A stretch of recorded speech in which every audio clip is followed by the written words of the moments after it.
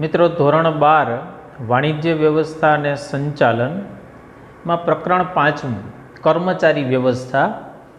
મિત્રો આજે આપણે કર્મચારી વ્યવસ્થા એનો અર્થ, લાક્ષણિકતા અને એનું મહત્વ શું છે એને આપણે સમજવાનો પ્રયત્ન કરવાનો છે। મિત્રો આ એક કર્મચારી વ્યવસ્થાને સૌથી પહેલાં આપણે જોઈએ તો ઉત્પાદનના જે આપણે સાધનો છે એમાં કર્મચારી વ્યવસ્થા એટલે કે કર્મચારીઓ એટલે કે શ્રમ છે એને આપણે એક જીવંત સાધન તરીકે ગણેલું છે। મિત્રો થોડીક આપણે એની હિસ્ટ્રી જાણવાનો પ્રયત્ન કરીએ તો આપણે ખ્યાલ આવશે કે અમુક વર્ષો પહેલાં કેવું હતું તો કે જે ઉદ્યોગપતિઓ હતા એનો એક જ હેતુ હતો, વધુમાં વધુ નફો કરવો।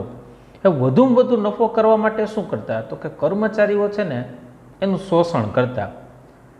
પણ જ્યારથી ઔદ્યોગિક હરીફાઈ છે વધતી ગઈ અને પરિણામલક્ષી કામની શરૂઆત થઈને ત્યારથી જીવંત કર્મચારીનું મહત્ત્વ એ ઉદ્યોગપતિઓને સમજાયું।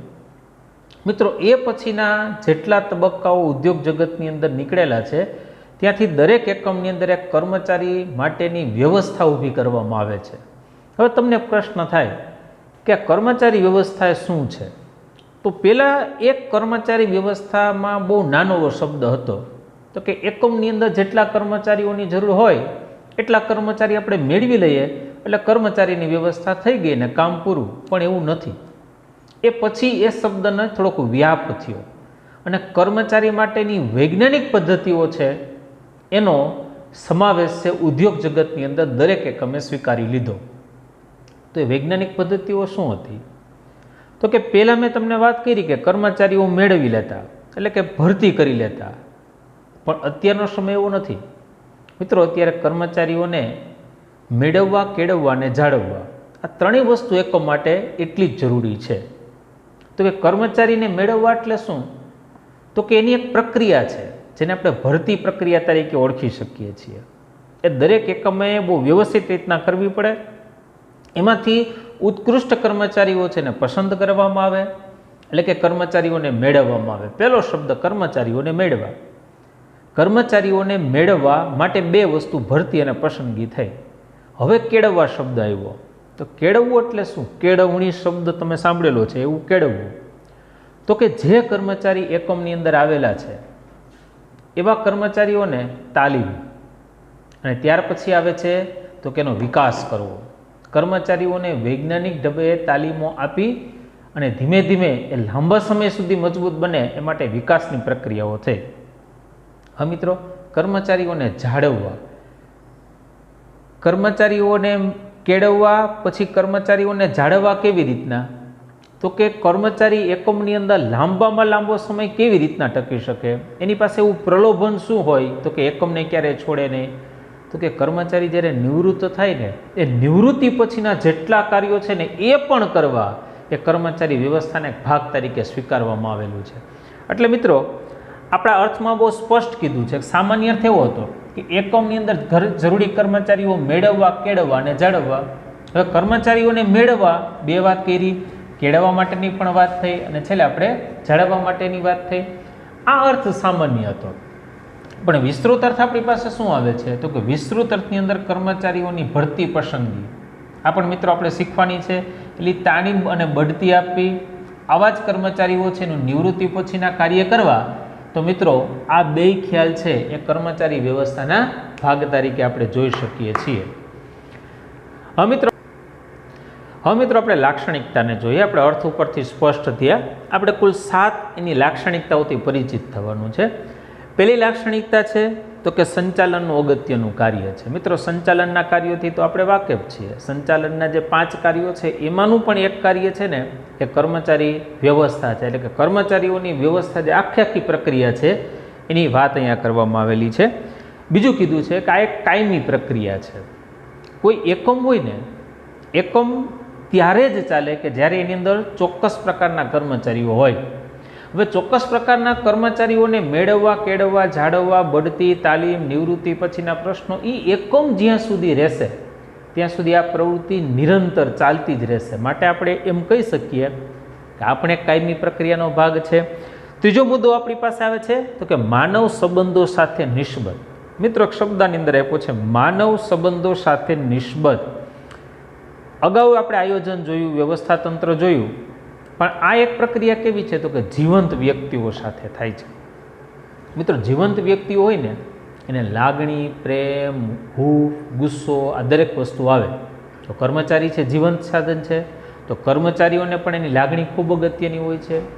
આ કર્મચારી વ્યવસ્થાની અંદર માનવ સંબંધો છે એ ખૂબ અગત્યના છે અને આખી પ્રક્રિયા એ જીવંત વ્યક્તિઓ સાથે થાય છે. તેથી આપણે એને ચોક્કસ કહી શકીએ કે માનવ સંબંધો સાથે નિસ્બત ધરાવે છે. મિત્રો, આને એમ કીધું છે કે પ્રવૃત્તિઓ ગતિશીલ છે. તો કે યોગ્ય કર્મચારી વ્યવસ્થાને કારણે દરેક પ્રવૃત્તિઓ કેવી બની જાય કે ગતિશીલ બને. તમે થોડીક વાર માટે એવી કલ્પના કરો, કોઈ વ્યાપારિક પ્રતિષ્ઠાન છે, કોઈ એકમ છે, એમાં કર્મચારીઓ ન હોય, કોઈ એક ઉદ્યોગ ક્ષેત્ર મોટું છે ને બધા કર્મચારીઓ ટૂંક સમય માટે જો હડતાલ ઉપર ઉતરી જાય તો મિત્રો, કર્મચારીઓ હડતાલ ઉપર ઉતરે એટલે એના યંત્રો છે ઓટોમેટિક બંધ થઈ જાય અને ધંધાની ગતિશીલતા છે અટકી જાય છે. પણ એ જ બધા કર્મચારીઓ ખૂબ મહેનતથી કામ કરે તો શું થાય તો કે વેપારની પ્રવૃત્તિઓ છે ફરી પાછી કેવી થઈ જાય તો કે ગતિશીલ થઈ જાય છે. અન્ય કાર્યો સાથે પણ સંબંધ છે, જે સંચાલનના કાર્યો છે, જેમ કે દોરવણી છે, અંકુશ છે, આયોજન છે, વ્યવસ્થા તંત્ર છે, આ બધાયને સંકલન છે, આ દરેકને કર્મચારી વ્યવસ્થા સાથે સીધો સંબંધ ધરાવે છે. સાથે સાથે આપણે એવું કીધું છે કે વિસ્તૃત પ્રવૃત્તિ છે. ખાલી કર્મચારી મેળવવા એવું જ નથી મિત્રો. કર્મચારી આવે, કર્મચારી એકમની અંદરથી જતા રહે, છૂટા થઈ જાય ને પછી એમની નિવૃત્તિનો જો સમયગાળો હોય ને એ નિવૃત્તિના સમયગાળાની પ્રવૃત્તિઓ પણ એકમ સાથે જોડાયેલી છે. એટલે કે કર્મચારી વ્યવસ્થા છે, કર્મચારીઓને મેળવી એમને જ્યારે કર્મચારીઓ એકમની અંદરથી નિવૃત્ત થાય ને નિવૃત્તિ પછી પણ એના પેન્શન, ગ્રેચ્યુઇટી અને અન્ય લાભોની પ્રવૃત્તિઓ છે એ વ્યાપારિક પ્રતિષ્ઠાન સાથે જોડાયેલી છે. હવે જોઈએ છીએ પરીક્ષાની અંદર વારંવાર પૂછાતો મુદ્દો છે એ છે મૂડી ખર્ચ. કર્મચારી વ્યવસ્થા એ મૂડી ખર્ચ અથવા એક શબ્દ આપને આપ્યો છે રોકાણ. મિત્રો, અહીંયા ખર્ચ શબ્દ છે એટલે આ પ્રશ્ન પરીક્ષાની અંદર વારંવાર પૂછાય છે. પહેલાં આપણે સમજીએ રોકાણ એટલે શું. તો કે રોકાણ હોય ને એમાંથી હંમેશા આપણે વળતર મળતું હોય છે. કોઈ પણ જગ્યાએ રોકાણ કર્યું હોય તો એમાંથી વળતરની અપેક્ષા હોય છે. મિત્રો, મૂડી ખર્ચ, ખર્ચ શબ્દ આવ્યો છે, આ એક પ્રકારનું ધંધાની અંદર કરવામાં આવેલું રોકાણ છે. કર્મચારી વ્યવસ્થા પાછળ જે કાંઈ પણ ખર્ચા થાય છે, તમને એવું આશ્ચર્ય થાય કે સાહેબ કર્મચારી વ્યવસ્થા માટે શું ખર્ચાઓ, તો એ કર્મચારીઓને આપણે તાલીમ આપીએ તો તાલીમ માટે પણ ખર્ચો થાય. કર્મચારીઓને આપણે મેળવવાની પ્રક્રિયા કરીએ, જેમ કે એની ભરતી અને પસંદગીની પ્રક્રિયા કરીએ, ભરતીની પ્રક્રિયા કરીએ તો ન્યૂઝપેપર છે વગેરે જગ્યાએ આપણે જાહેરાત કરીએ, એની પસંદગીની પ્રક્રિયા થાય તો આપણે એની પરીક્ષાઓ લઈએ. તો મિત્રો, આ બધા પાછળ ખર્ચ નથી, આ એક પ્રકારનું રોકાણ છે, ઇન્વેસ્ટમેન્ટ છે કે જેનો લાભ એકમને અને દેશને ભવિષ્યમાં મળવાનો છે. તો મિત્રો, આપણે એની લાક્ષણિકતાનું એકવાર રિવિઝન કરીએ. સૌથી પહેલું આપણે એવું કીધું છે સંચાલનનું એક અગત્યનું કાર્ય છે. બીજું આપણે એવું કીધું છે કાયમી પ્રક્રિયા છે. ત્રીજું આપણે એવું કીધું છે માનવ સંબંધો સાથે નિસ્બત ધરાવે છે. ચોથું આપણે એવું કીધું છે પ્રવૃત્તિઓ કેવી છે તો કે ગતિશીલ બને છે. પાંચમું આપણે એવું કીધું છે કે અન્ય કાર્યો એટલે સંચાલનના અન્ય કાર્ય સાથે પણ સંબંધ ધરાવે છે. ત્યાર પછીની વાત આવે છે તો કે વિસ્તૃત પ્રવૃત્તિ છે. અને છેલ્લો મુદ્દો આપણી પાસે આવે છે મૂડી ખર્ચ, પણ રોકાણના સ્વરૂપમાં આપણે એને જોવાનું છે. હવે મિત્રો, આપણે કર્મચારી વ્યવસ્થાના મહત્વને સમજવાનું રહેશે. કર્મચારી વ્યવસ્થાનું મહત્વ, મિત્રો આપણે લાક્ષણિકતાઓનો અભ્યાસ કર્યો તો આ એકમની અંદર કર્મચારી વ્યવસ્થા શું છે અને શા માટે જરૂરી છે, એટલે કે એનું મહત્વ આપણે જાણીએ તો આપણને એના વિશે ખબર પડે. હમણાં આપણે આગળ પ્રસ્તાવનામાં આવી ચર્ચા કરી કે ભાઈ ઉત્પાદનના સાધનોમાં જીવન સાધન છે માટે એનું મહત્વ છે. હવે તમે 1 મિનિટ માટે કલ્પના કરો કે તમારી પાસે ઉત્પાદનના કોઈ પણ જડ સાધનો હોય, બરાબર છે, એ માત્ર ઉત્પાદનમાં વધારો કરી શકે. તમે 2 એકમ વધારો, 2 મશીનની ખરીદી કરશો તો રોજનું ઉત્પાદન થતું હશે, એમાં વધારો થશે. પણ કર્મચારીઓ કેવા છે તો કે પરિણામલક્ષી છે. એ મિત્રો હંમેશા એકમને જે પરિણામલક્ષી ઉત્પાદન કરવું છે એમાં મદદરૂપ થઈ શકે. બીજી એક કલ્પના એવી પણ કરો કે શું કર્મચારી વગર યંત્રો કોઈ કામમાં આવશે? કોમ્પ્યુટર તમારી પાસે છે પણ એને ચલાવનાર ઓપરેટર નથી. જેસીબી મશીન છે પણ એને ચલાવનાર એમનો ડ્રાઈવર નથી. સારી ટેકનોલોજીવાળું, ગમે એવી નવી ટેકનોલોજીવાળું મશીન યંત્ર એકમની અંદર છે પણ એને ઓપરેટર નથી. તો મિત્રો કર્મચારી વગર એકમના બધા જ સાધનો છે એ ઉત્પાદન આપતા બંધ થઈ જશે. એટલે પ્રાથમિક કક્ષાએ આપણે એવી ખબર પડે છે કે કર્મચારી વ્યવસ્થાની અંદર કર્મચારીઓ છે એ પણ એટલા જ બધા અગત્યના છે. કર્મચારીનું આગવું સ્થાન ધરાવે છે. આખી વ્યવસ્થા છે એમાં કર્મચારી છે એ ટોપ લેવલની અંદર આવે છે, એનું પોતાનું પણ એક સ્થાન છે. કર્મચારી વિનાનું વ્યવસ્થા તંત્ર છે એમાં એક એવી કલ્પના કરીએ કે જો કર્મચારી જ ન હોય, એટલે કે કર્મચારી વિનાનું વ્યવસ્થા તંત્ર શું છે, તો કે આત્મા વગરના હાડપિંજર જેવું છે. મિત્રો એક ડેડ બોડી બની જશે કે એની અંદર આત્મા નહીં હોય, એ માત્ર હાડપિંજર છે, એ આપણે કોઈ ઉપયોગમાં નથી લઈ શકતા. કારખાના ગમે એટલા મોટા હશે પણ જો કર્મચારીઓ નહીં હોય તો એ કારખાના માત્ર હાડપિંજર સમાન છે, થઈ જશે. આ પરીક્ષાની અંદર પૂછાતું એક વિધાન સમજાવવાની અંદર આવે છે. જળયંત્રો ઉત્પાદન વધારી શકે પણ સારા કર્મચારીઓ છે પરિણામલક્ષી કાર્ય કરી શકે છે. એકમનું એકમાત્ર જીવંત સાધન છે એ પણ કર્મચારી તરીકે આપણે જોઈ શકીએ છીએ. આપણે એના મહત્વને સમજીએ. સૌથી પહેલું છે ચાલક બળ. મિત્રો એકમની અંદર ચાલક બળ એવો શબ્દ વાપર્યો છે. તમને એવો પ્રશ્ન થશે કે ભાઈ યંત્રોનું ચાલક બળ તો વિદ્યુત હોઈ શકે, પણ એ વિદ્યુત છે અને યંત્ર પણ છે, પણ એને કેવી રીતના ઓપરેટ કરવું એ એનું ચાલક બળ છે. એકમની અંદર બધી જ પ્રવૃત્તિઓ છે એને ગતિશીલ રાખશે, એટલે કે પોતે ચાલક બળ તરીકેની ભૂમિકા ભજવશે. બીજું હવે છે પ્રવૃત્તિઓને ગતિશીલ રાખે. મિત્રો ધંધાની અંદર ઘણી બધી પ્રવૃત્તિઓ થાય છે, જેમાંની ઘણી બધી પ્રવૃત્તિઓ તો તમને પણ ખબર છે. ખરીદી છે, વેચાણ છે, સંશોધન છે, નવી ઉત્પાદનની પ્રક્રિયા થતી હોય છે, વાહનને એક જગ્યાએથી બીજી જગ્યાએ મોકલવાની પ્રક્રિયાઓ થતી હોય છે. આ દરેક જગ્યાએ કર્મચારી હશે તો એને ગતિ મળશે.